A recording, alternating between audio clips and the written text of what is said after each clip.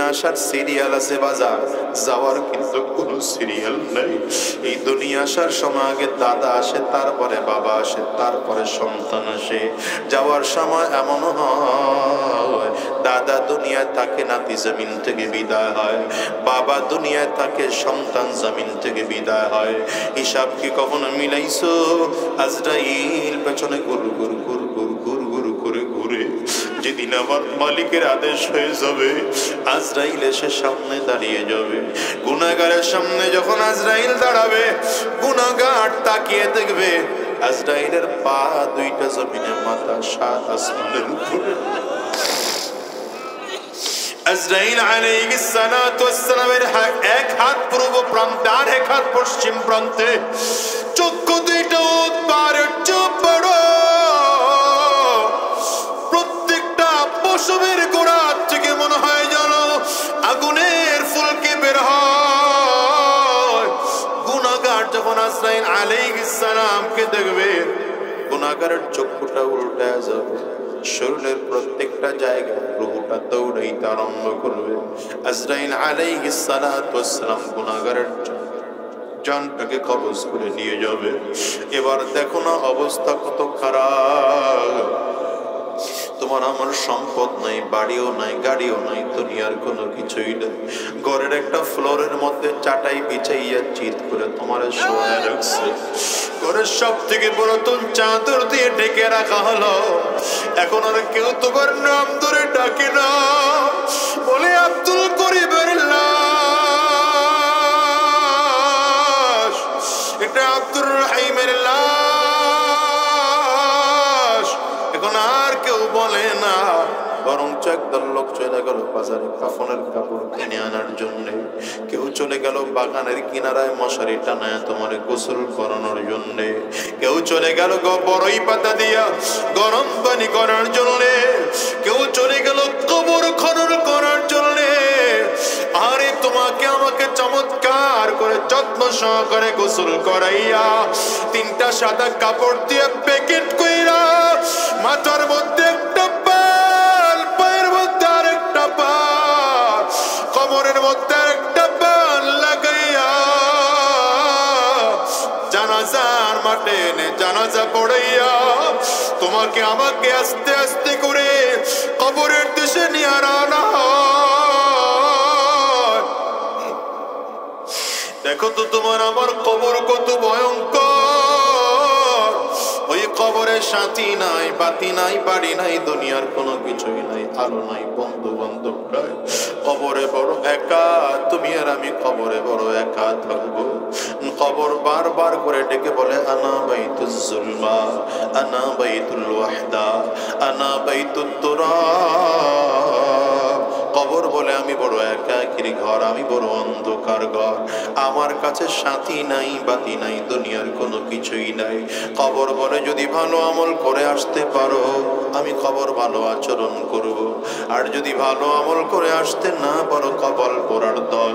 আমি কবর গুনাহগারের কবরটা দুই দিকের মাটিগুলো একত্রিত হইয়া এত জোরে চাপ মারব, এক পাজরের হাড্ডি আরেক পাজরের মধ্যে নিয়ে পৌঁছাইয়া দেব। এ গুনাহগার সত্তর বাজার পাও দুইটা দাও, আমি তোমার পায়ে হাত রেখে বলে যাই কেমনে দুনিয়ার তালে পড়ে মালিকরে ভুলে গেছো, কবরের আযাবকে ভুলে গেছো, কিয়ামতের ময়দানের আযাবকে ভুলে গেছো। সাবধান, কিয়ামতের ময়দানে যখন গুনাহগার দাঁড়াবে, সূর্য মাথার মুড়ুমাত উপরে দেখা যাবে, মাথার মগজগুলো সূর্যের তাপে হাতের মারের মতো টকবক টকবক করে পড়তে থাকবে। হিসাব মিলাও, দুনিয়ার টাকা পয়সা অর্থ সম্পদ ধন দৌলত কিছুই থাকবে না।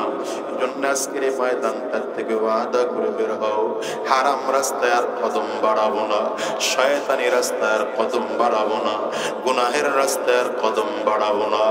আল্লাহর কাছে বলো আল্লাহ, যতদিন এই জমিনের মধ্যে থাকবো, তোমার গোলামি করব, তোমার দ্বীনের পথে চলবো, ইসলামের পথে চলবো, নবীজির আদর্শ মেনে মেনে চলবো, এদেশে কোরআন কায়েমের জন্য ফিকির করব।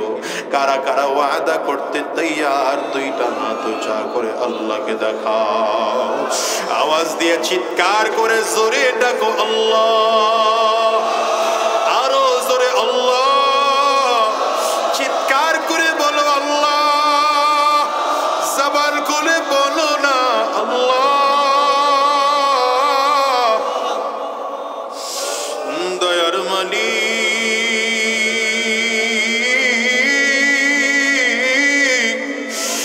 আল্লাহ তুমি তোমার গোলামদের দিকে কুদরতি নজর দিয়ে তাকাও। তোমার গোলামেরা চোখের পানি ফেলে কান্না করে আর তোমার কাছে ক্ষমা চায়, মাফ চায় গো আল্লাহ। মেহেরবানি করে জিন্দেগির গুনাহ মাফ করে দাও।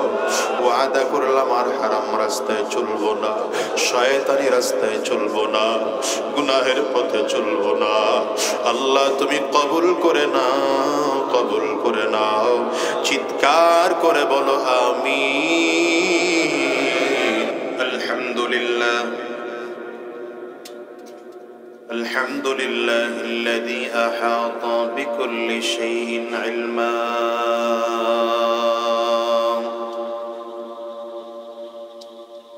وقضى بما يريد حكمة وحكما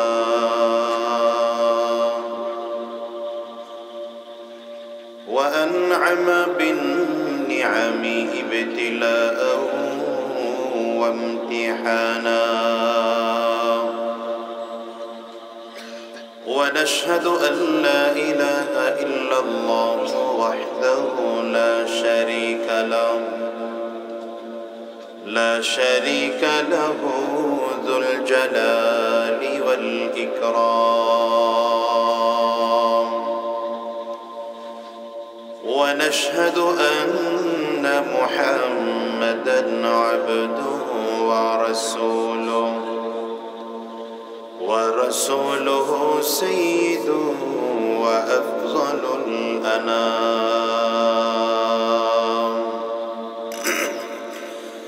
اللهم صل على محمد وعلى آله وصحبه وسلم تسليما كثيرا كثيرا.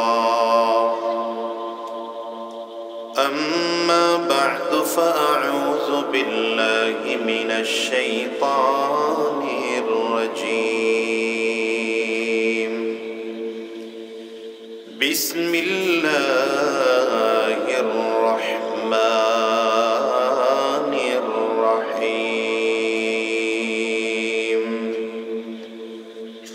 لقد كان لكم في رسول الله أسوة حسنة. وقال تعالى: وإنك لعلى خلق عظيم. صدق الله العظيم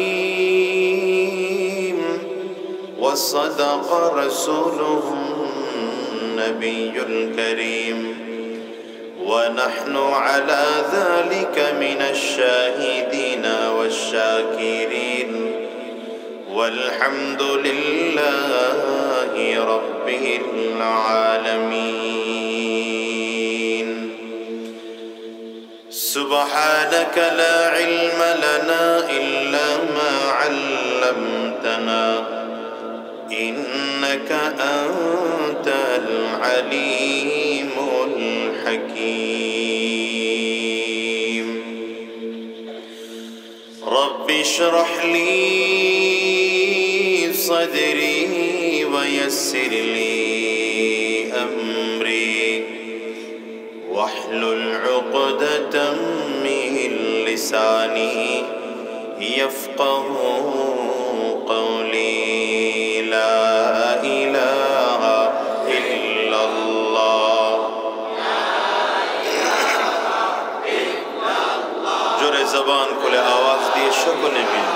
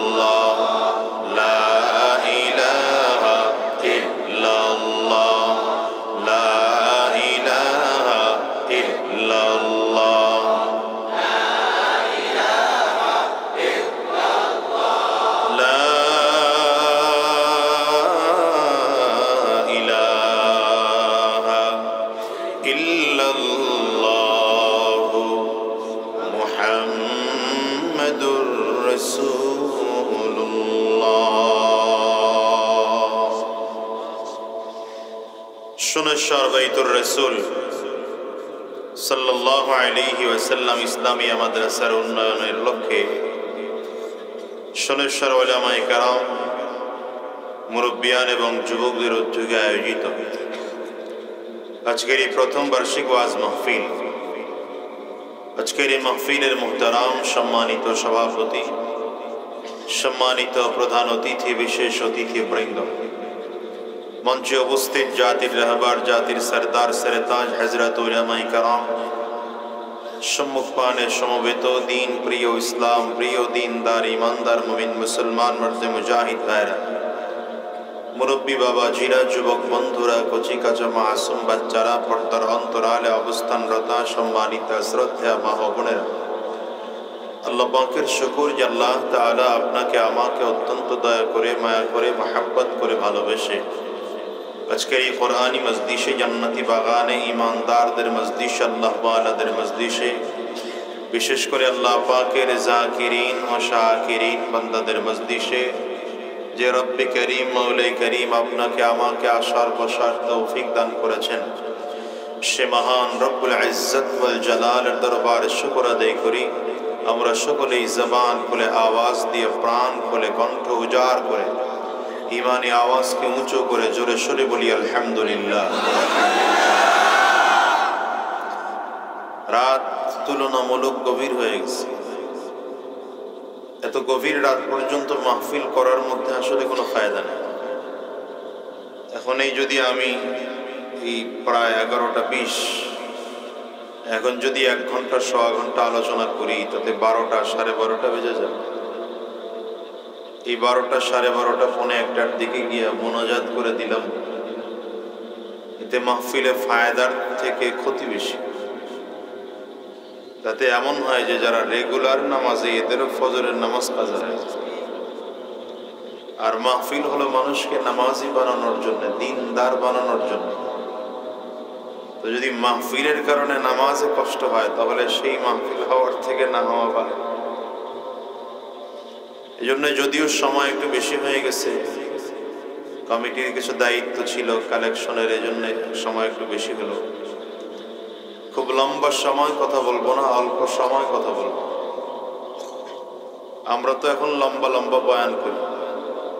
নবী আলাইহিস সালাতু ওয়াস সালামের কথা খুব সংক্ষিপ্ত ছিল। আমার নবী আলাইহিস সালাম, দেখেন যত হাদিস আছে সব ছোট ছোট, খুব বেশি বড় না। সহিহ বুখারীর হাদিসগুলো খুললে দেখবেন 1 পৃষ্ঠা, আধা পৃষ্ঠার মতো হাদিস, খুব কম। কারণ আমার নবী জীবনের সব থেকে লম্বা বয়ান যেটা দিছেন বিদায়ী ভাষণে, এটা হলো আমার নবীর জীবনের সব থেকে দীর্ঘ বয়ান, মাত্র 27 মিনিটে। কতটুকু সময়? 27 মিনিটে। আর আমরা বয়ান করি 2.5 ঘন্টা 3 ঘন্টা, এরপরেও শেষ হয় না। নবীজির কথা ছিল কম, কিন্তু কথা ছিল দামি। আর আমাদের কথা বেশি, কিন্তু কথায় মূল্য নাই, দাম নাই। আমি আমার জীবনের বাস্তবতা দেখতাম। চরমনায়ের কালো মানিক সৈয়দ ফজলুল করিম রহমতুল্লাহ আলাইহি খুব অল্প সময় বয়ান, 45 মিনিট, 50 মিনিট, 1 ঘন্টা, সর্বোচ্চ গেলে 1.25 ঘন্টা। ছোট কথায় অনেক দামি কথাগুলো বের হয়ে আসছে। এই জন্যে খুব লম্বা বয়ান না, কথা খুব কম বলবো, অল্প সময়। কিন্তু আপনাদের কাছে আমার অনুরোধ, খুব মনোযোগী হয়ে নিজেকে আমল করব এই নিয়ত করে বলবো ইনশাআল্লাহ। আল্লাহ আমাকে ইখলাসের সাথে কথা বলবার, আপনাদেরকে আমলের নিয়তে কথা শুনবার তৌফিক দান করুন, বলেন আমিন। আয়াতে কারিমা তিলাওয়াত করেছে আল্লাহ রাব্বুল আলামিন, বলেন লাকাদ কানা লাকুম ফি রাসূলিল্লাহি উসওয়াতুন হাসানাহ। আল্লাহ তাআলা গোটা পৃথিবীর মানুষকে লক্ষ্য করে, উদ্দেশ্য করে বলেন, তোমাদের জন্য রয়েছে নবীজির মধ্যে গ্রহণ করার মতো উত্তম আদর্শ। বলেন কথাটা কে বলেছেন? ডান হাতের শাহাদাত আঙ্গুলিটা উঁচা করে একটু চিৎকার করে জোরে বলেন, কে বলেছেন? আল্লাহ যদি বলেন তোমাদের জন্য, তাহলে কাদের জন্য? আমাদের জন্য। বলেন কাদের জন্য? তাহলে আমাদের জন্য রয়েছে নবীজির মধ্যে গ্রহণ করার মতো উত্তম আদর্শ। দেখেন দুনিয়াতে যত নেতা আছে, যত রাজনৈতিক ব্যক্তিত্ব আছে, যত আদর্শ আছে, সব আদর্শের মধ্যেই কিছু না কিছু ঝামেলা আছে, সব নেতার মধ্যেই কিছু না কিছু ত্রুটি আছে। কিন্তু একমাত্র আমার আপনার নেতা সরওয়ারে দো আলম আকায়ে নামদার তাজদার মদিনা আহমদ মুজতবা মুহাম্মদ মুস্তাফা, জোরে বলেন সাল্লাল্লাহু আলাইহি ওয়াসাল্লাম। আমার নবীর আদর্শের মধ্যে কোনো ঝামেলা আছে, কোনো ত্রুটি আছে, কোনো ভেজাল আছে, কোনো মুশকিল আছে? বরঞ্চ আমার নবীর আখলাক ও চরিত্রের ব্যাপারে আল্লাহ তাআলা ডাইরেক্ট গ্যারান্টি দিচ্ছেন। কুরআনুল কারীমে নবীজির আখলাক বর্ণনা করতে গিয়ে বলেছেন, ওয়া ইন্নাকা লাআলা খুলুকিন আযীম, পয়গম্বর আপনি মহান চরিত্রের অধিকারী। চরিত্র সাধারণত তিন ধরনের হয়। কয় ধরনের হয়? ভালো করে বলেন। তিন ধরনের হয়।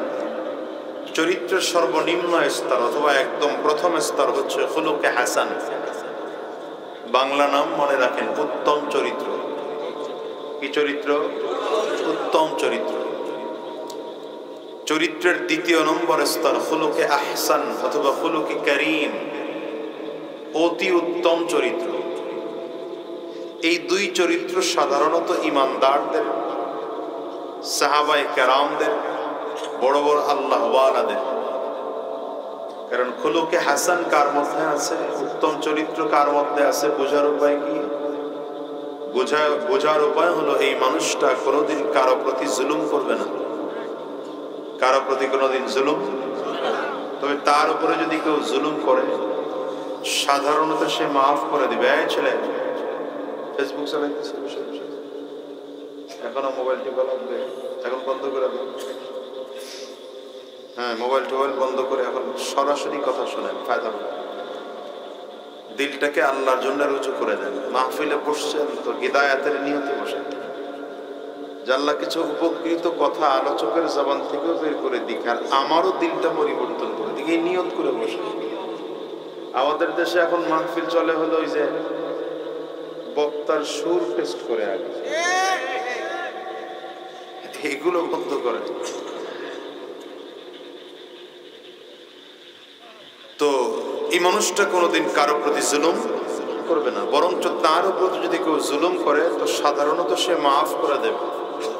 কিন্তু প্রতিশোধ নেওয়ার প্রয়োজন মনে করলে ততটুকুই নিবে যতটুকু তার উপরে জুলুম করা হয়েছে। এটা হচ্ছে চরিত্রের সর্বনিম্ন স্তর। চরিত্রের দ্বিতীয় নম্বর স্তর খুলুকে আহসান অথবা খুলুকে করিম। কার মধ্যে আছে? বোঝার উপায় কি? এই মানুষটা কোনোদিন কারো প্রতি জুলুম তো করবেই না, বরঞ্চ তার উপরে যদি কেউ জুলুম করে তো মজলুম হয়েও জালিমকে মাফ করে দেবে। বলেন, মজলুম হয়েও জালিমকে মাফ করে দেবে। দ্বিতীয় নম্বর, মজলুম হয়ে জালিমের হিদায়াতের জন্য দোয়া করবে। এই দুইটা চরিত্র। আর এক চরিত্র হচ্ছে খুলুকে আযীম, যেটা দুনিয়ার কোন সাধারণ মানুষের না। খুলুকে আযীম যার মধ্যে থাকবে তার মধ্যে আলাদা করে 5টা গুণ পাওয়া যাবে। কয়টা গুণ? সবাই কথা বলেন, কয়টা গুণ? 1 নম্বর, এই মানুষটা কোনোদিন কারো প্রতি জুলুম করবে এটা কল্পনাও করা যায় না। দ্বিতীয় নম্বর, যদি তার প্রতি কেউ জুলুম করে তো মজলুম হয়ে জালিমকে মাফ করে দেবে। 3 নম্বর, প্রতিশোধ নেওয়ার শক্তি আছে থাকার পরেও প্রতিশোধ নিবে না। বুঝেন কথা? বুঝেন? প্রতিশোধ নেওয়ার শক্তি আছে, এর পরেও প্রতিশোধ নিবে না।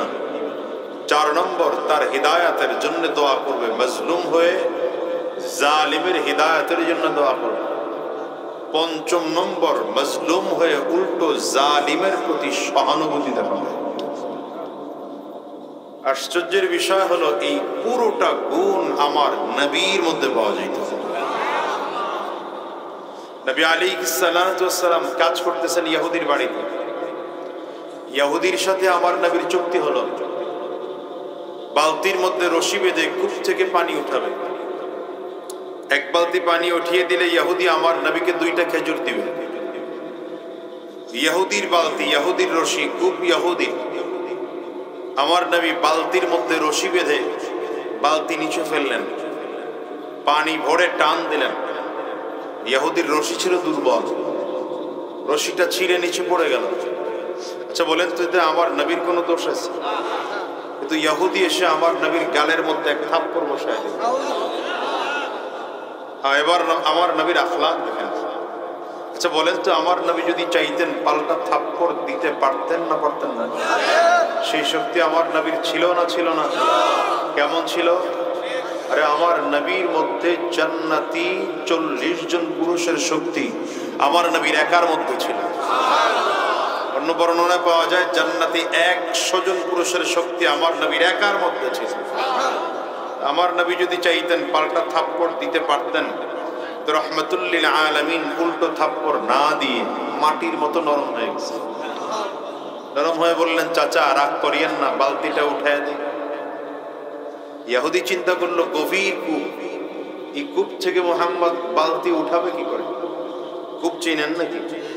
এখনকার জওয়ান যারা এরা চিনবে না, আগেকার মুরব্বী যারা এরা বুঝবে।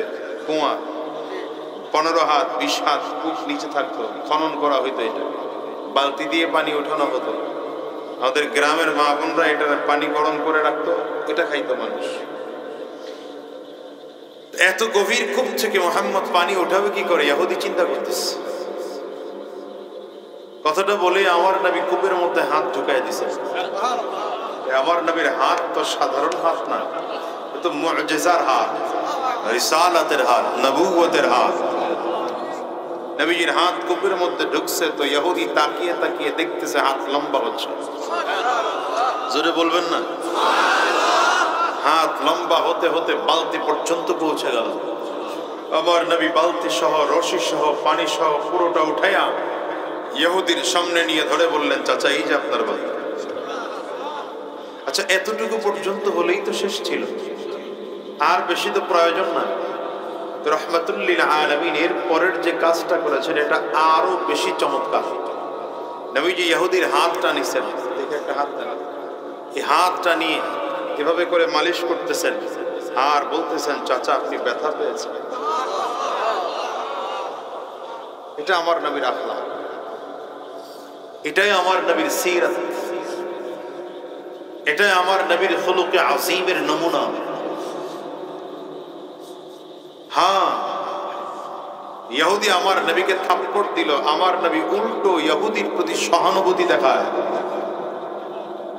এজন্য আমি আমার যুবকদেরকে বলি, যুবক জীবনে যত নেতার পিছনে দৌড়াইছো কোনো লাভ নাই।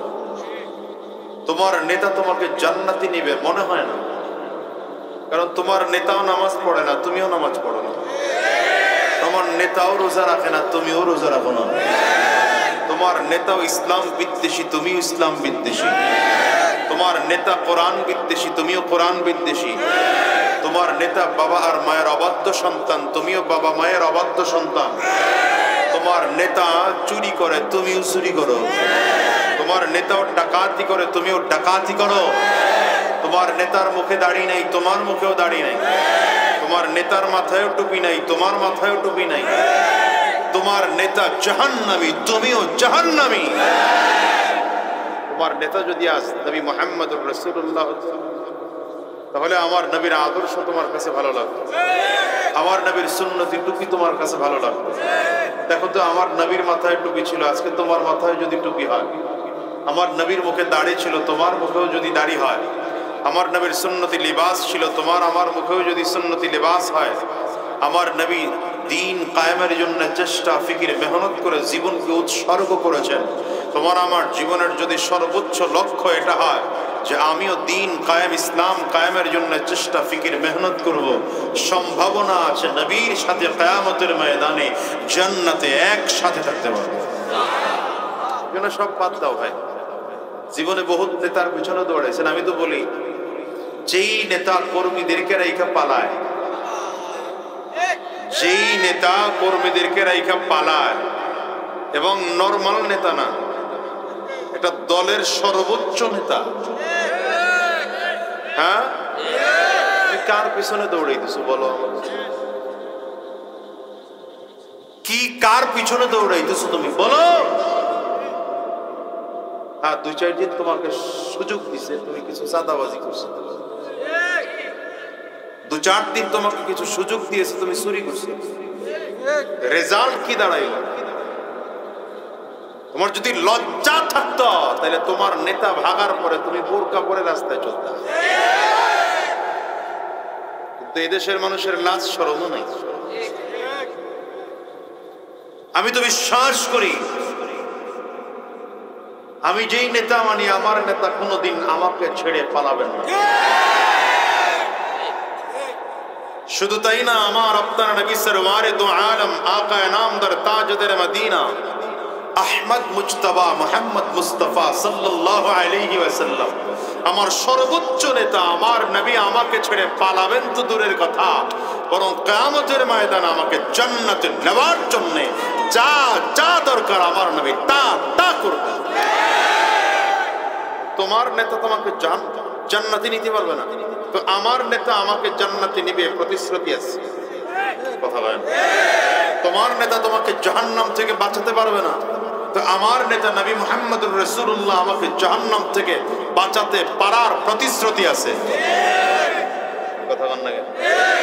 এখন যদি বলেন হুজুরদের রাজনীতি করার দরকার, হুজুরদের এই কথা বলার দরকার, হুজুররা চুপচাপ থাকুক। আরে ভাই, আমরা তো রাজনীতি করি না, নবীজির আদর্শের পথে চলি। আমরা তো রাজনীতি করি না, অন্যায়ের বিরুদ্ধে কথা বলি। আমরা তো রাজনীতি করি না, ইবাদত করি। যদি সেই রাজনীতি করতে গিয়ে দুশ্মনের বিরুদ্ধে কথা বলতে হয়, জালেমের বিরুদ্ধে কথা বলতে হয়, বলবো। কেউ 16 বছর জবান বন্ধ রাখতে পারে নাই, ইনশাআল্লাহ এখনো বলছি, সামনেও জবান বন্ধ থাকবে না।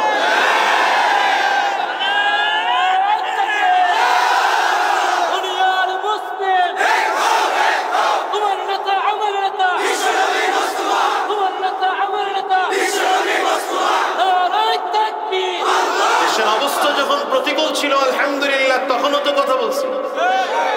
মামলা টামলা তো কম হয় নাই কারো, সবার বিরুদ্ধেই চলছে। কথা কান না? এদেশে নিরপরাধ উলামায়ে কেরামদের বিরুদ্ধে, আমি তো বলি 16 বছরে সব থেকে বেশি নির্যাতিত হয়েছে উলামায়ে কেরাম। আল্লামা দিলওয়ার হোসেন সাইদি সাহেবের বিরুদ্ধে মামলা দেওয়া হলো। কি মামলা? তিনি নাকি 71-এর সময় যুদ্ধ অপরাধী ছিলেন, ধর্ষণকারী ছিলেন, নারী নির্যাতন করেছেন। জোরে বলবেন না? না। মামলা দেওয়া হয়েছে শায়খুল হাদিস ইবনে শায়খুল হাদিস আল্লামা মামুনুল হক সাহেবের বিরুদ্ধে, তিনি নাকি ধর্ষণ করেছেন। মামলা দেওয়া হয়েছে আল্লামা খালিদ সাইফুল্লাহ ইউবির বিরুদ্ধে, তিনি নাকি ঢাকার গুলিস্তানে ককটেল নিক্ষেপ করেছেন।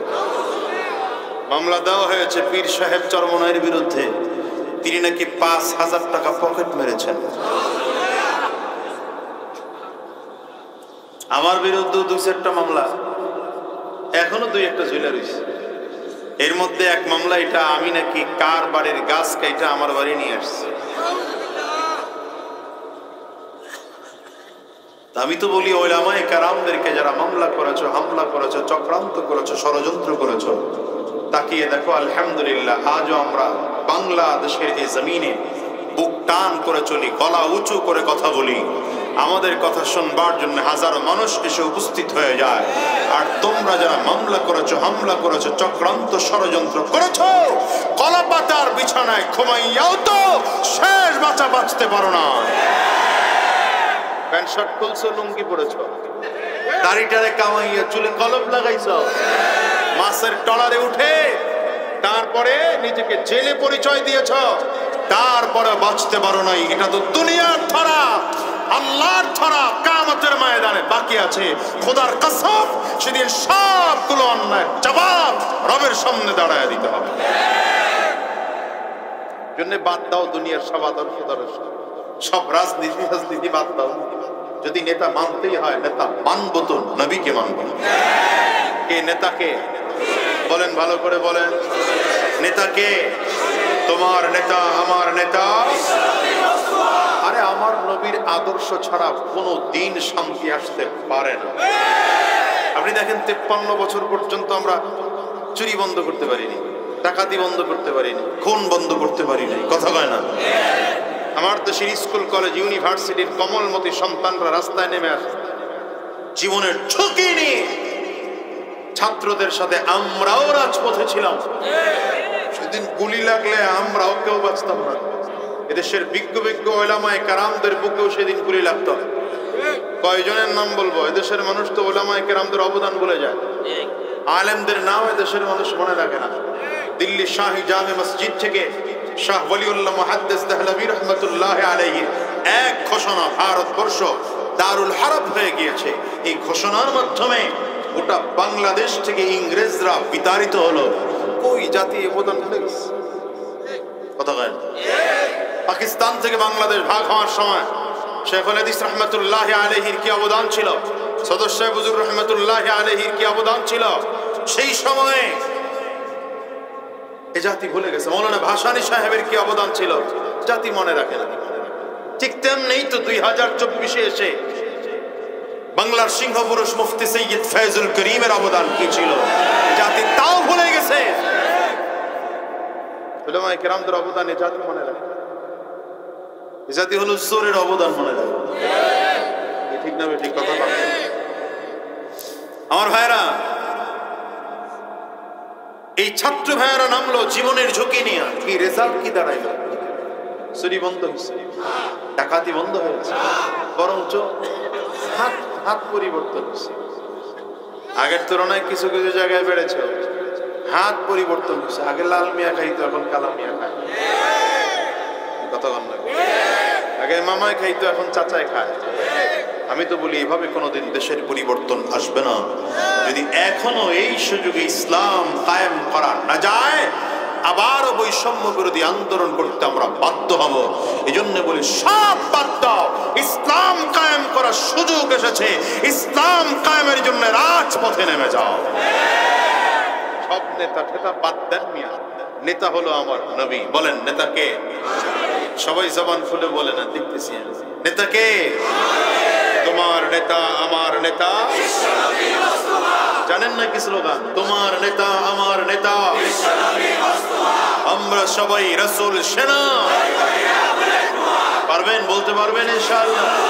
মাশাআল্লাহ। কাশি দেন, গলা ক্লিয়ার। দেখি শরীরের মধ্যে একটা স্পিড আসুক। দেন, ঝাঁকি দেন, ভালো করে কাশি। দুই হাত উঁচু করেন, দেন নাড়াচাড়া দেন, হাতগুলো নাড়াচাড়া দেন। শরীরের মধ্যে একটু ঝিমানি টিমানি থাকলে সরে যা। ঝিমানি ভাই ভালো করে ঝাড়া দেন। এবার হাতগুলো মুঠ করেন, হাতগুলো মুঠ করেন। কণ্ঠের পুরোটা আওয়াজ ছেড়ে দিয়ে একটা তাকবীর হবে। রেডি? জোরে বলেন রেডি? নারে তাকবীর। হয় নাই, আওয়াজ আরো জোরে লাগে। কণ্ঠের পুরোটা আওয়াজ ছেড়ে দেন। নারে তাকবীর, আল্লাহু আকবার। আরো জোরে, নারে তাকবীর, আল্লাহু আকবার। সবাই হাত তুলে নাই, হাত তুলে নাই, আলসামি করে বসে। হাত না তুললে হবে কেন? সবাইকে দায়িত্ব নিতে হবে। দুই হাত ভালো করে উঁচু করে। নারে তাকবীর, আল্লাহু আকবার। তোমার নেতা আমার নেতা, বিশ্বনবী মুস্তাফা। তোমার নেতা আমার নেতা, বিশ্বনবী মুস্তাফা।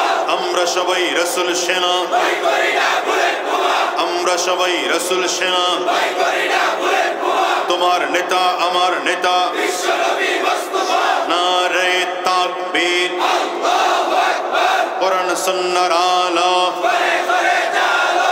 কোরআন সুন্নাহ যেখানে, আমরা আছি সেখানে। আলেম ওলামা যেখানে, আমরা আছি সেখানে। দিয়েছি তো রক্ত, আরো দেব রক্ত। দিয়েছি তো রক্ত, আরো দেব রক্ত। রক্তে আমার নবীকে বলেন কাকে মানবো? নবীর আদর্শের সাথে যার মিল তাকে নেতা মানি। নবীর আদর্শের সাথে যাদের মিল নেই তাকে নেতা মানি না। ঠিক না? আলহামদুলিল্লাহ এখন তো উলামায়ে কেরামদের মধ্যে দূরত্ব কমে এসেছে। কথা বল না? টুপির পার্থক্য চলে গেছে। এখন একটা সময় ছিল যে টুপি দেখে মানুষ নেতা মুস্ত। কি কথা বল না? গোল টুপির স্রোত বেশি হলে পাঁচকলকে হুজুর ওয়াজ করতে কষ্ট হয়ে যায়। আবার 5 কুল শ্রোতা বেশি হইলে গোলটুপি হুজুরের ওয়াজ করা কষ্ট হয়ে যায়। কিন্তু আলহামদুলিল্লাহ দূরত্ব গোটা জাতির মধ্যে কমে এসেছে। এখন উলামায়ে কেরাম পাশাপাশি বসে বসে কথা বলার জায়গা তৈরি হয়েছে। একই দস্তরখানে সব ঘরানার উলামায়ে কেরাম বসতে আরম্ভ করেছে। এই জন্য বলবো আগামীর ইসলাম, আগামীর বাংলাদেশ ইসলামের বাংলাদেশ, আগামীর বাংলাদেশ কোরআনের বাংলাদেশ, আগামীর বাংলাদেশ উলামায়ে কেরামদের বাংলাদেশ, আগামীর বাংলাদেশ জুলুম মুক্ত বাংলাদেশ, আগামীর বাংলাদেশ স্বৈরাচার মুক্ত বাংলাদেশ, আগামীর বাংলাদেশ ইসলামের বাংলাদেশ। ইসলামের বাংলাদেশ করার জন্য যদি আপনাদেরকে আবার উলামায়ে কেরাম ডাক দেন আর রাজপথে নামতে হয়, আমরা রাজপথে নামব।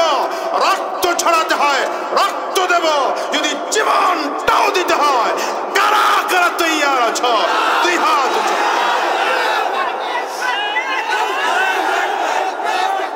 আল্লাহ কবুল করো, আল্লাহ কবুল করো। আওয়াজ করে জোরে বলেন আমিন, আরো জোরে আমিন।